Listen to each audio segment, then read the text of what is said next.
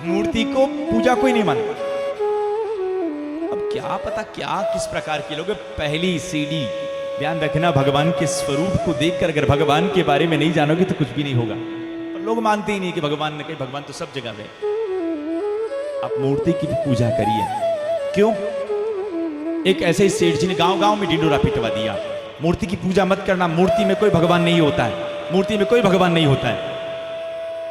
तो एक सत्संगी व्यक्ति था और उस सत्संगी व्यक्ति ने उन सेठ जी का फोटो पूरे चौराहे पर लगाया और चौराहे पर लगाकर सीधा एक जूता खोला और जूता खोलकर जोर जोर से सेठ जी के फोटो को मारने लगा। सेठ जी को नहीं, सेठ जी के फोटो को, जो पूरे गांव में ढिंडोरा पीट रहे थे कि कण कण में भगवान होता है। अरे भगवान की मूर्ति पूजा करने से क्या फायदा, जब कण कण में। तो सत्संगी व्यक्ति जूते से सेठ जी के फोटो को पीटने लगा।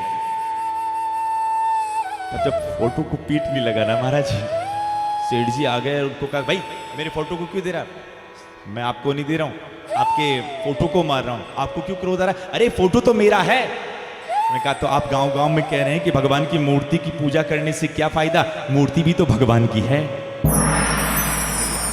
मूर्ति भी तो भगवान की है। जैसे अगर हमारे फोटो को भी कोई अगर चप्पल मारे, भैया कितना गुस्सा आएगा? वो तो साक्षात भगवान है महाराज। इसलिए पूजो और दिल खोलकर पूजो साहब।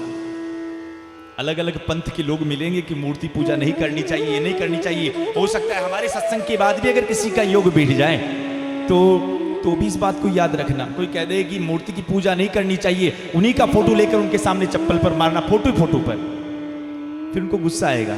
देखो मूर्ति केवल फोटो है, उसको मार रहे हैं, उनको नहीं मार रहे, फिर भी गुस्सा आता है ना।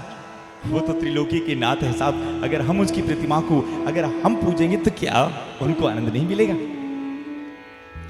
और आपसे एक निवेदन करूं, भगवान की कथा के लिए तो क्या कहा गया है साहब।